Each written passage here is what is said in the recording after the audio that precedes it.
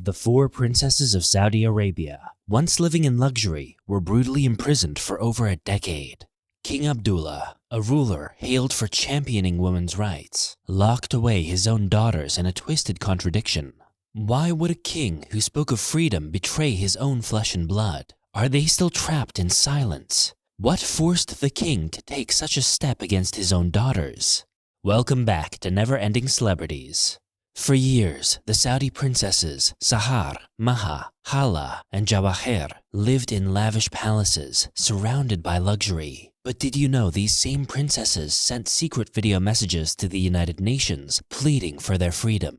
Their haunting words exposed a dark reality of captivity and control hidden behind the four walls of Saudi Arabia's royal family. And at the center of this tightly woven web of power and secrecy was their father, King Abdullah bin Abdulaziz Al Saud. Born in 1923 in Riyadh, was the 10th son of King Abdulaziz, the founder of modern Saudi Arabia. From a young age, Abdullah was groomed for leadership, receiving his early education in the royal court, where religious authorities and intellectuals taught him. In 1963, he was appointed the head of the Saudi National Guard, a position he held until 2010.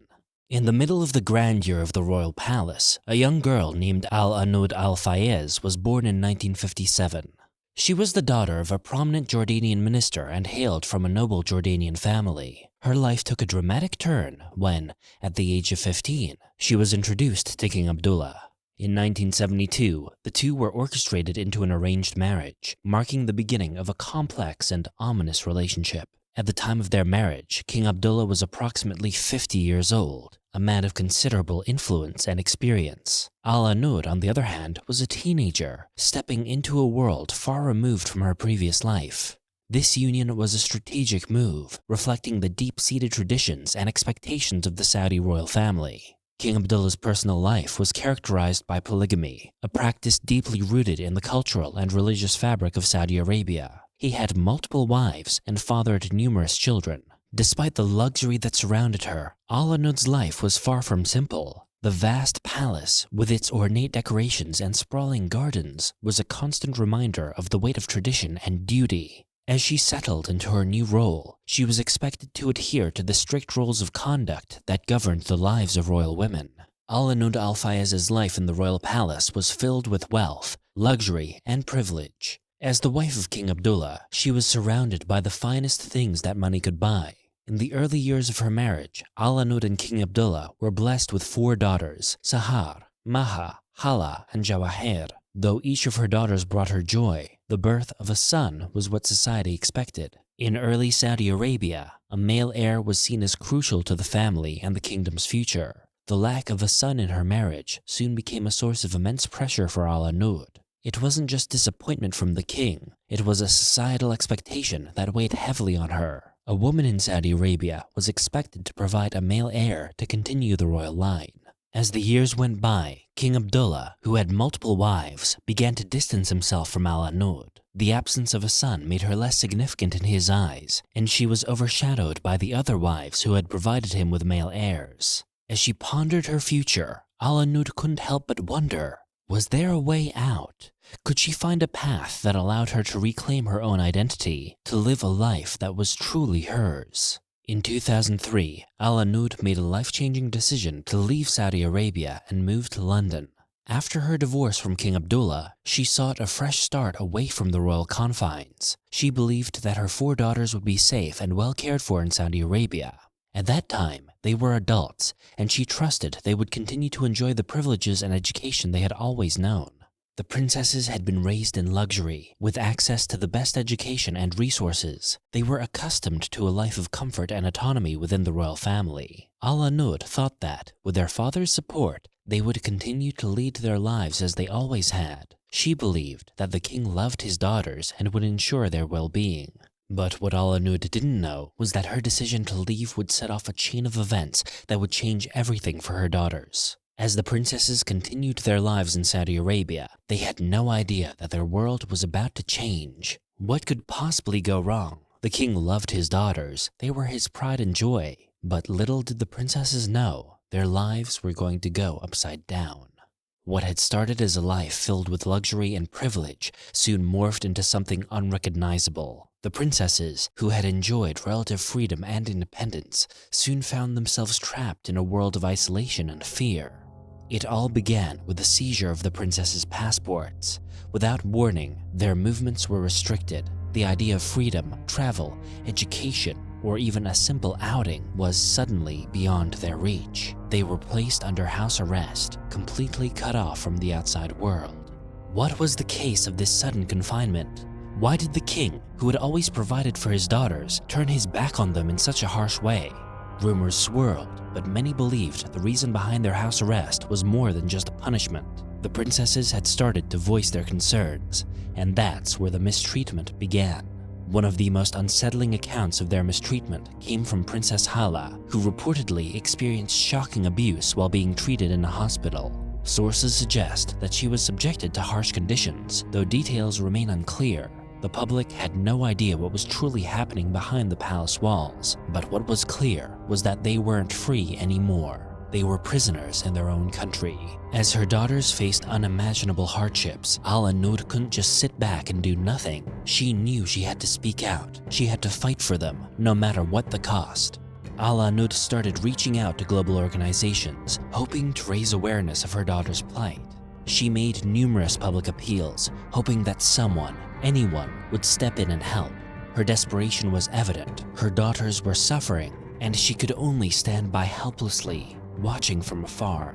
The pain of being separated from her daughters was only made worse by knowing that they were trapped in such dire circumstances. Ala Nur's efforts didn't stop with the public. She even tried to contact former President Barack Obama, asking for his help in resolving the situation. But despite her efforts, no immediate change came. The royal family was too powerful, and the king's grip on the situation remained unshaken. The world watched, but it seemed that nothing could stop the kingdom's iron fist. But how long could this last? How much longer could the princesses endure their isolation, their torment? As the days turned into months and the months into years, the princesses' confinement grew more unbearable. The restrictions placed on the princesses became increasingly severe. The once lavish meals and comforts of life were replaced by limited access to food. They would starve for days. The abuse didn't stop with physical confinement. Disturbing reports began to surface about the princesses being sedated, allegedly to keep them under control and prevent them from speaking out.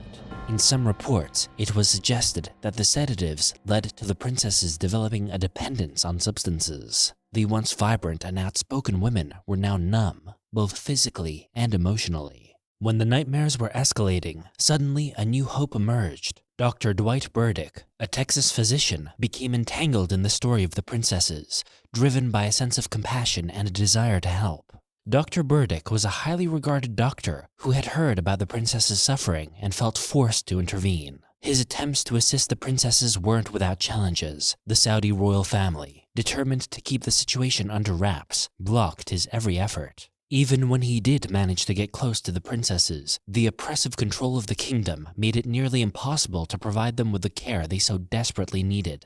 What could Dr. Burdick do? How could he help the women who were locked away by their own father? Well, he had his hands tied. He had his own family to look after. So, after a lot of unsuccessful efforts, he went back to the States. With that one hope gone, everything seemed impossible. After years of unimaginable suffering, the princesses began to show signs of deteriorating health. One of the most heart-wrenching moments came when Princess Hala, desperate for any chance of freedom, finally requested to leave Saudi Arabia. She asked her father, King Abdullah, for permission to travel to Italy, a place she hoped would offer her relief and possibly a chance at a better life. However, the king, who had already shown his complete control over his daughters, offered her a cruel and impossible condition. She could leave, but only if she married an Arab Muslim of his choosing. Even after King Abdullah's death in 2015, it was clear that the royal family's iron grip on the princesses would never loosen. The vow was made clear. The princesses would never be allowed to leave Saudi Arabia. Their lives forever controlled by the kingdom's rules. There would be no public acknowledgement of their deaths, no funeral, no closure, just silence, as though they never existed. But here comes the twist. Princess Hala, exhausted and broken by years of confinement and mistreatment, refused. Unfortunately, her refusal only worsened her condition, and her health continued to decline rapidly. Princess Hala died in 2021, a victim of years of abuse and neglect. Her spirit crushed by the very family that should have protected her. The world was left to mourn her loss, but the details surrounding her death remained clouded in secrecy. Princess Mahar wasn't far behind. In 2022, the world learned of her death as well. The circumstances surrounding her passing were just as mysterious and tragic. Though many questioned whether she too had been a victim of the same cruel treatment, there was no official statement, no real closure. To this day, the fate of Princesses Sahar and Jawahir remains even more uncertain. Unlike their sisters, there has been no confirmation of their deaths, no reports to suggest they are still alive, and no official word on their whereabouts. The silence surrounding them only adds to the eerie mystery of their situation. Are they still confined? How much longer will the royal family continue to hide the truth? The mystery continues to haunt us. But what do you think? Let us know in the comment section below. If you got intrigued by the dynamics of the Saudi royal family, check out our video on the Crown Prince of Saudi Arabia, who's been hiding a certain woman. Also, don't forget to hit that subscribe button for more.